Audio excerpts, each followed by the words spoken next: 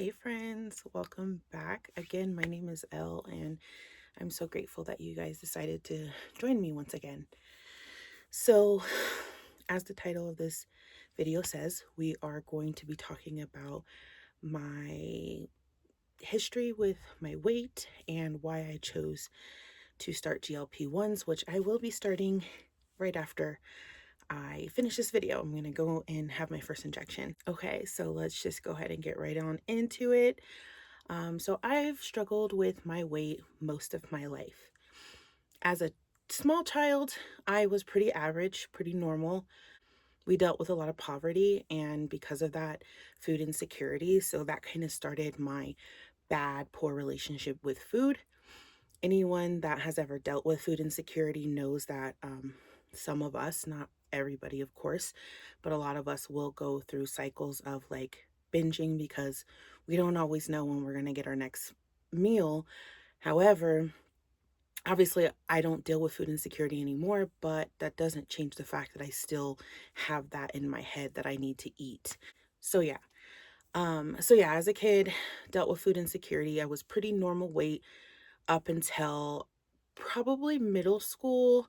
Of course, puberty started coming into play, and my bad relationships with food, not to mention my tumultuous life at that point, because it was in middle school that I was put in foster care, in the foster care system. So obviously that took, did a number on my mental health. And being in the foster care system is an interesting experience because you're moving around from one household to the next, and stability is severely lacking, at least for a while. I mean, it's, I guess, everybody's hope to get put into a home that is stable and long lasting, which I did eventually get, but it came years later. But that instability, again, you turn to comfort. While there's a lot of other things going on in the foster care system, I was fed. I was always fed. I always had access to food.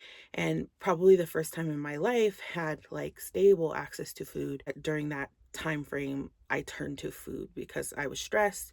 I already had a bad relationship with food, and food was there, and it was the only thing that was stable at that point in my life that felt stable. So middle school, I started gaining weight.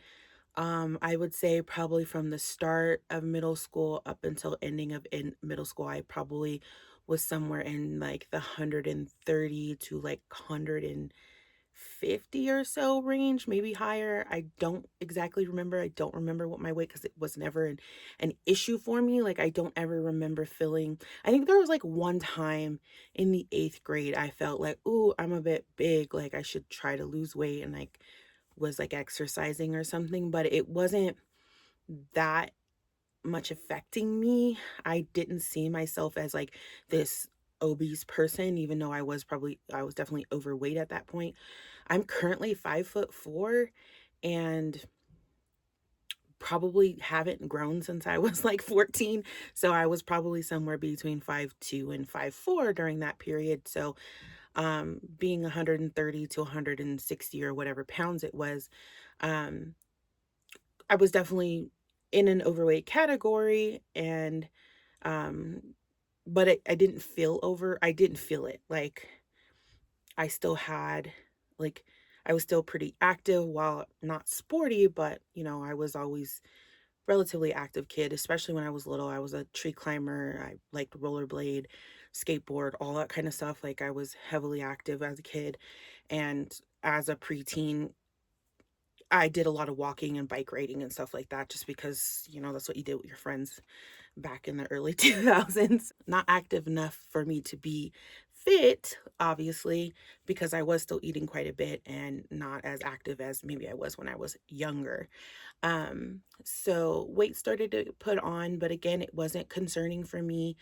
At that time, I still had like male attention. Like, obviously, that was important to a preteen, teenager, young teen. We want to, that's when we started, flirting and having little cutesy relationships and hand holding. And I didn't have an issue in that department. I still had attention from males that I was interested in. So wasn't really a big issue for me, my weight. It didn't feel like it was holding me back at all. And then I would say in high school, while I did start to gain weight again, I didn't really, it didn't really bother me. Like I did join a gym when I was 16, but that was mainly because like I had got my first job and they gave you, it came with a free gym membership. And I was just like, oh yeah, I should be a gym girly, like whatever. So I started going to the gym and I was pretty regular and obviously it was great for me. Didn't feel like I needed to lose weight at that point. And then, so, years of bouncing around the foster care system from the ages 11 to 15, essentially. When I was 14 going on 15, I moved into a foster home that essentially changed me. My foster mother, or the person that I generally refer to as mom these days, is she really just cared enough, I guess. And just didn't give up on me even though we had our moments, especially in those that first year. We struggled, we had our problems, and um, I'm really grateful for her for the things that she did that probably she didn't need to do or probably shouldn't have done. um, yeah.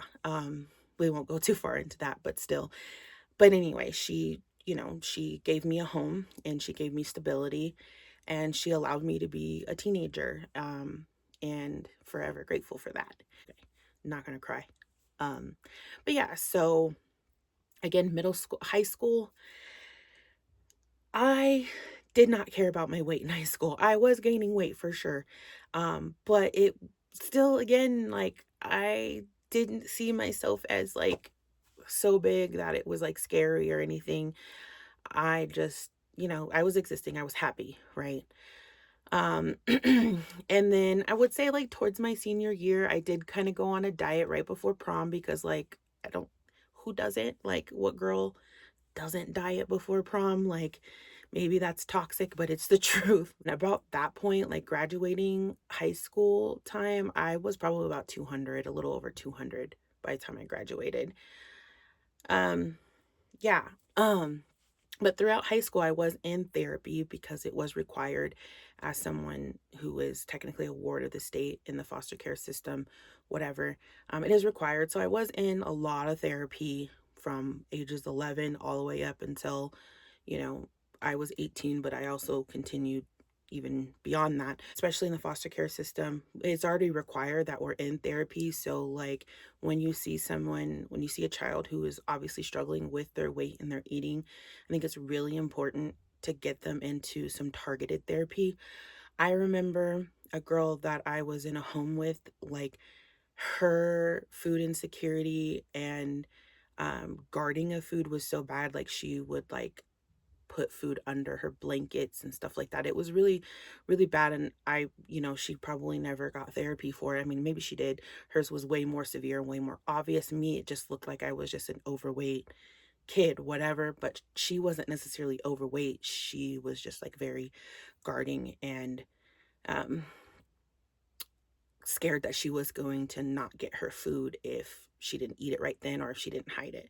So those type of things, looking back, are very jarring, especially when I know they weren't being dealt with. I was in a foster home with her for a while, and I know she wasn't in therapy for that kind of stuff, food related, mental health issues, and I certainly wasn't. So it's definitely something that should be more addressed, and hopefully, they've done more and better things to help that. But anyway, so very long-winded. So that was essentially the gist of my childhood, and my relationship with food and my body and my weight, throughout childhood. Now going into my adult years, again, well, we'll say in my early 20s, I did start kind of worrying more about my weight and, trying to diet and trying to lose weight and learning like, about a little bit more about nutrition just of my own volition, not, wasn't in like any kind of programs or anything like that at that point. Um, but again, when you're dealing with a food addiction and a food disordered eating, it's hard to go it alone. And I was young and Didn't really have insurance, couldn't really afford to go get any kind of therapy or any kind of other interventions that may have worked for me. So I just ended up yo-yo dieting. I got my fitness pal very early on and started tracking things and lost weight initially, gained it back, just kind of did that. Mainly that was it. Like I didn't do any of like the super fad diets, like, like the Jenny Craig's or the Weight Watchers or anything like that. Um, Mainly it was just calorie restriction for me.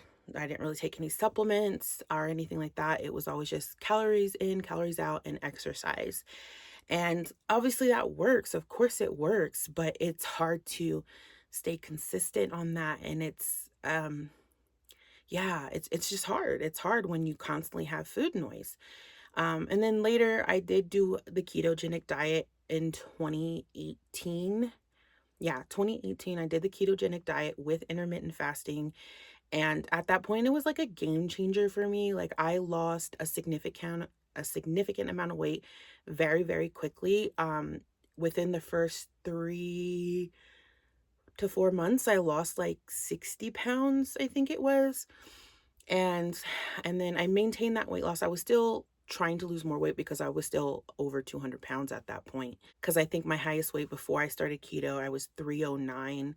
And so I lost like 60 pounds and I was still trying to lose more weight, but it was like summer, had a lot of things going on. I was able to maintain weight loss and still continuously go to the gym and mostly do intermittent fasting, but like I was just kind of eating whatever at that point.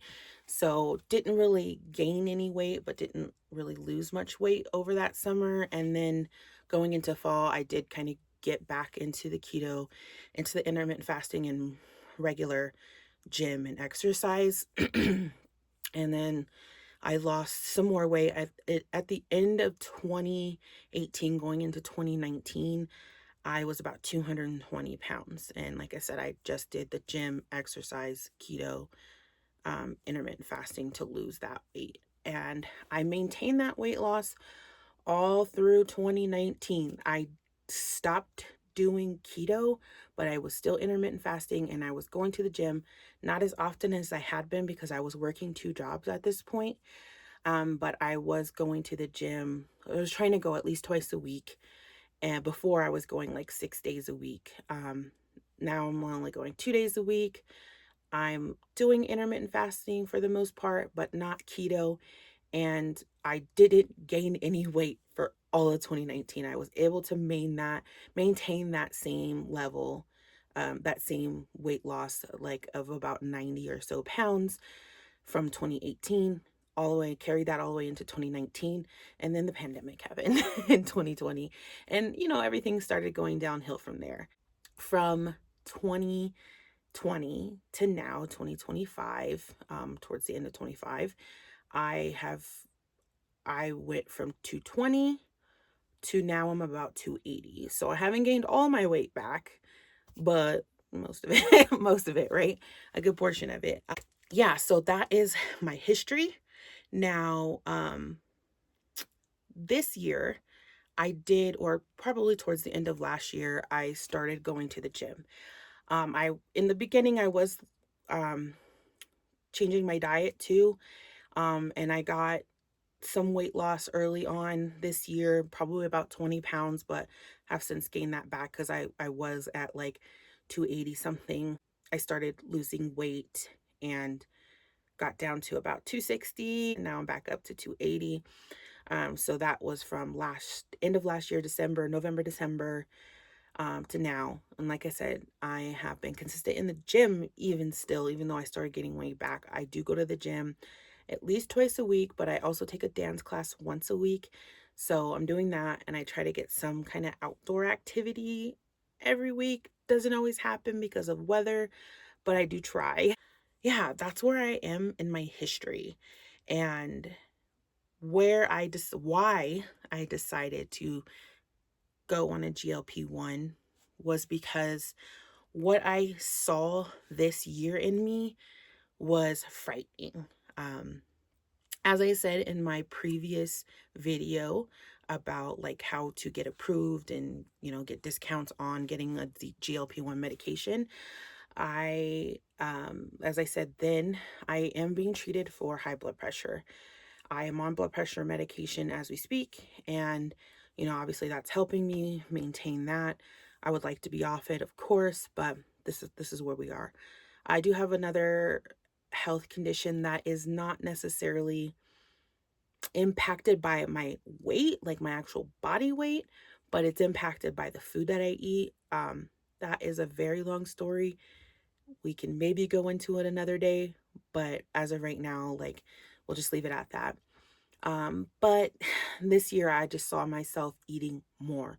My limits are starting to be stretched, and it was scaring me. Like, I was eating double. Like, when I would go to a restaurant and order something that I would normally get, I found myself ordering two.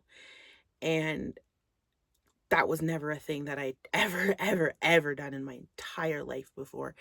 And that started to scare me. And it was like I was just losing more and more control over how much I was eating and when I was eating it. And it was like just compulsive. Like, I've never been a breakfast eater. I found myself waking up, getting ready for work, and then like going to McDonald's or going, to get breakfast. And that's unlike me.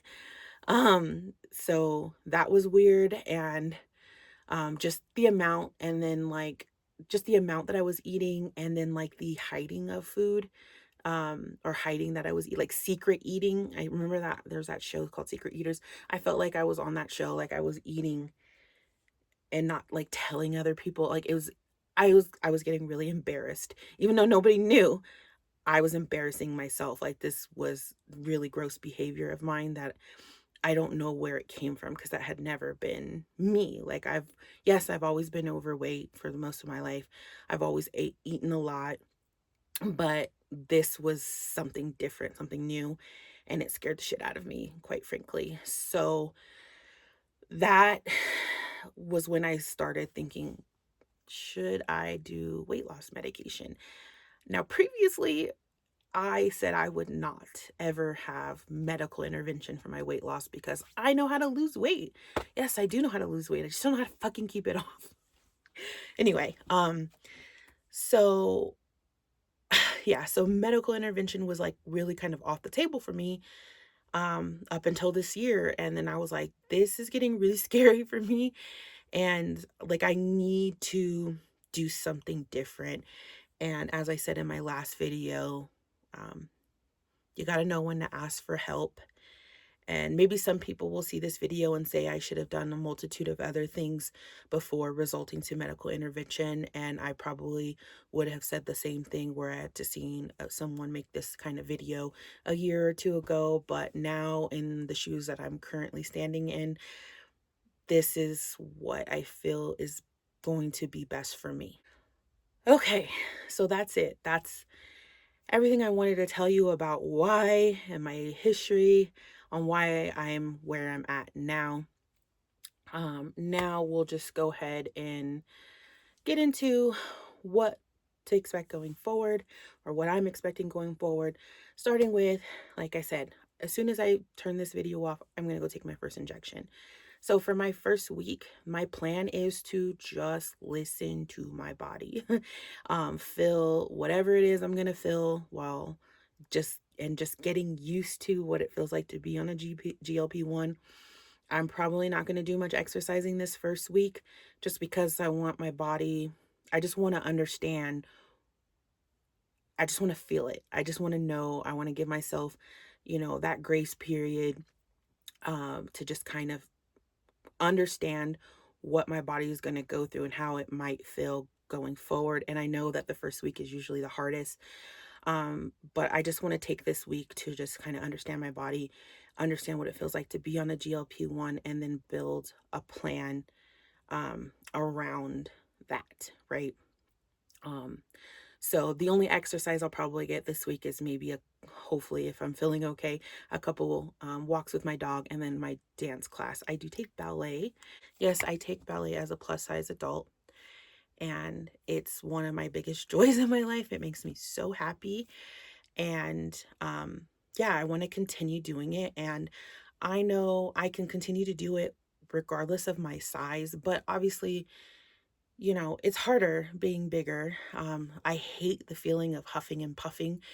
I have gotten a lot better at that in my ballet class. Like, of course, I still breathe heavy. Obviously, we're all breathing heavy in there, but that was one of the main motivations for me to start going to the gym and work on like my cardio and different things like that, because I didn't want to be the biggest mess in the class. I will do that. I will never skip a ballet class. It will never happen.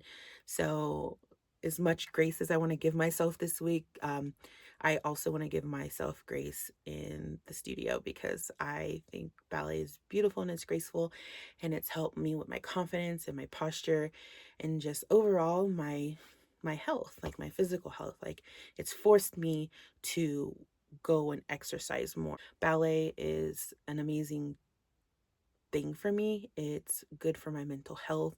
It's helping me heal my inner child. It's helping me feel confident at myself. I don't know, it's just giving me push and drive. And I'm so grateful that I had the courage to start it as an adult. To all the people out there who doesn't feel like they should or could um, take ballet class as an adult or as a plus size person, you really can. And if you guys want, I can talk a lot more about that, because as you can tell, it's one of the things that brings me the most joy in my life. And I could talk about it all day. So if you want to learn more, if you want to know more about like my ballet journey and all that, we can talk about it, because I love talking about it. So yeah, so this week's plan is just to give myself grace and fill my body, and and take it one day at a time. My next week's plan, we'll see how I feel and where I'm landed by the time next week comes around, and we'll talk more about it then. But for now, we're just giving ourselves grace for this first week.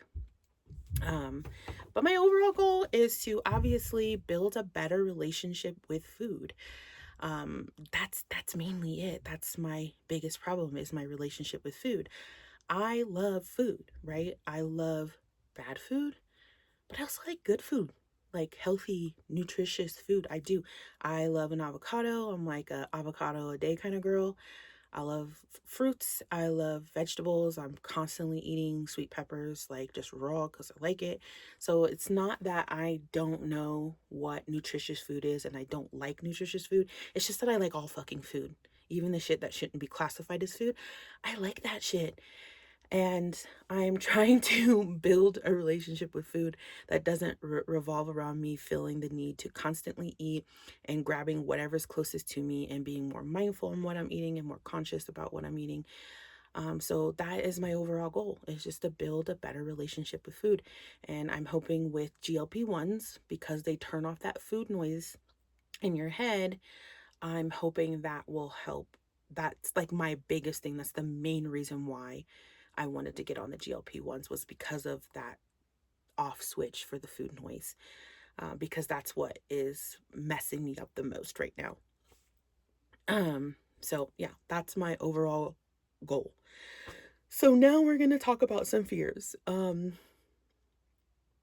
Obviously, GLP-1s are very controversial. They have been since they hit the market for weight loss. And for a multitude of different reasons, right?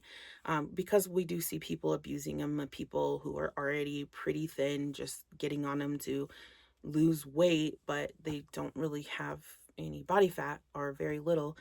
And this is probably not the best thing for them. And they're starting, like, I don't want to comment too much on other people's bodies and what they're doing and what they shouldn't be doing. I'm not a doctor or a medical professional at all.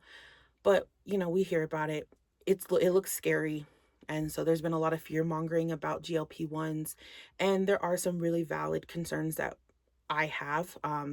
That my main concern with the GLP-1s is that stomach paralysis thing. Like, that terrifies me. I'm not going to lie, that terrifies me. But I have done a lot of research, and it's very, very, very, very rare for it to happen. And I don't want to go too much in like to the facts because I don't want to get anything wrong and I don't want to mislead anyone, but I do think my chances of it are very, very low. I talked to my doctor about it. He also believes that my chances of anything like that happening very low. So that's one of my biggest fears. My other really, really big fear is mental health. A big concern, especially for me with having history of mental health issues. They are real. There are people who are experiencing it. There is some research about it, and there are different opinions. One of like the most favorable opinion is that one of the reasons why people are struggling with their mental health is because one, they were using food as a coping mechanism in the first place, and now they don't have that, and so that is hard for them. And also, again, just well, it's kind of the same thing, but people find joy in eating, and now they're not finding joy in that, and it's making them depressed.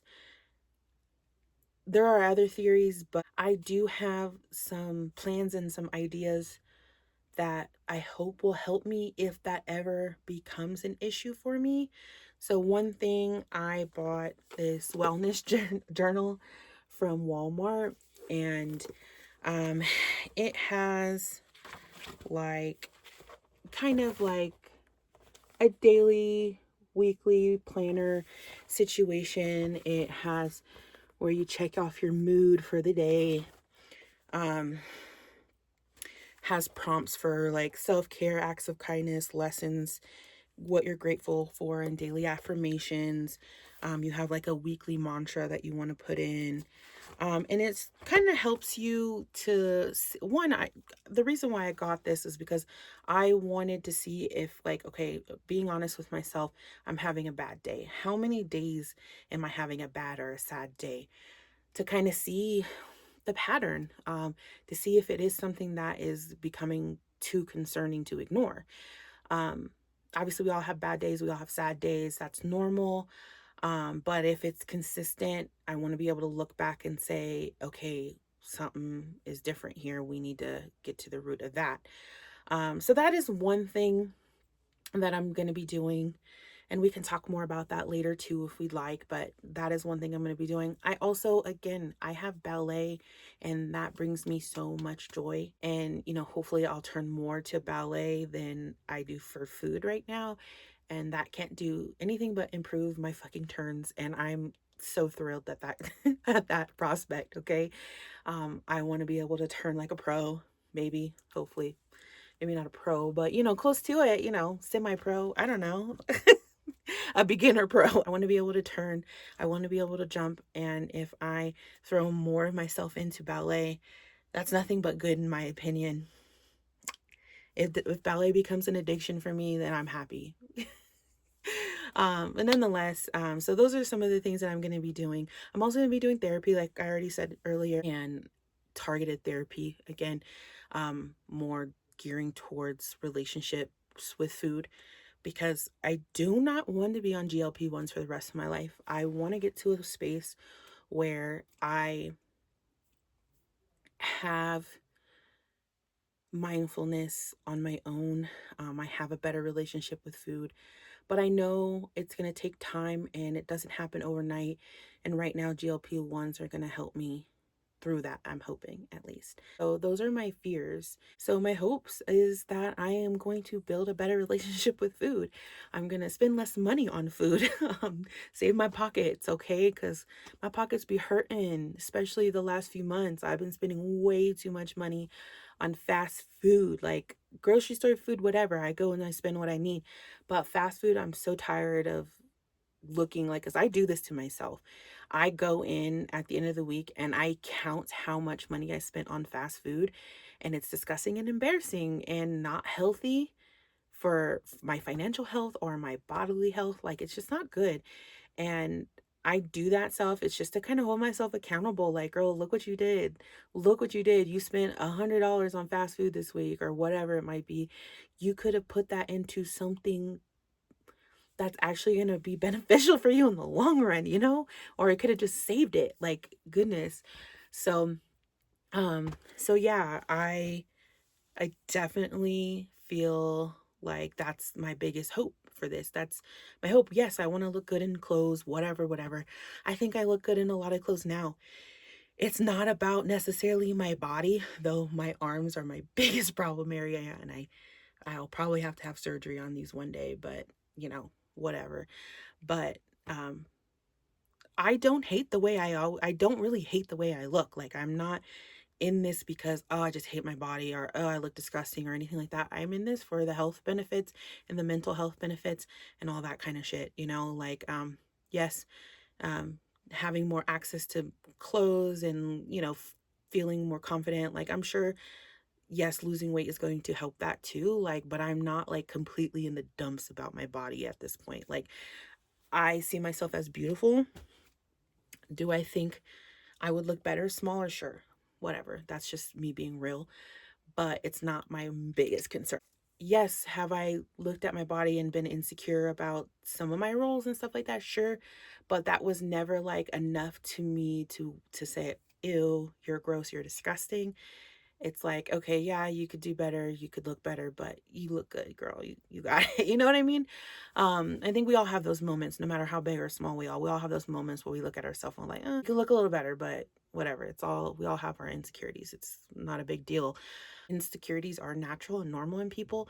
Um, but how we handle our insecurities is the important part. And for the most part, when it came to my insecurities about my body, it was never so overwhelming that it prohibited me from finding beauty in myself and my body. But again, health concerns, that shit scares me. I am a little bit of a hypochondriac as it is, and I really do not love the idea of taking medicine because I'm a little bit of a paranoid about medications and shit, just because of my own histories with them in the past. So this was a big fucking deal for me to even say, okay, let's think about GLP-1s, because I do not like to take medication unless I'm desperate. Deciding to go on GLP-1s was really fucking big for me, and I'll be completely honest, it took me a while to not feel a little bit defeated that I was even considering it. Um, because it just didn't feel like something that I was ever going to go to, because one, my aversion of like medicine, and two, like, I know how to lose weight, you know, but I need help. And so that's why we're at where we're at. And yeah, so that's all. Yeah, so that's just going to be it for today. I'm going to go take my injection.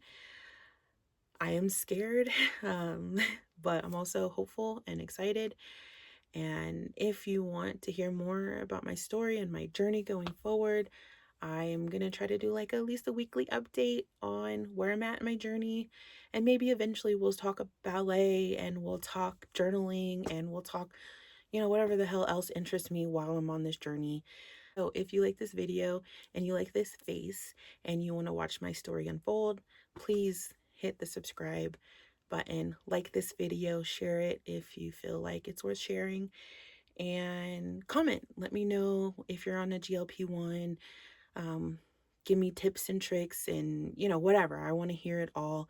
Let's talk about it down in the comments, and let me know if you guys want to see some ballet stuff. I don't know. I'm still such a beginner in ballet. I don't know how much I'm willing to show, but we'll see. Let me know. All right, guys. See you next time.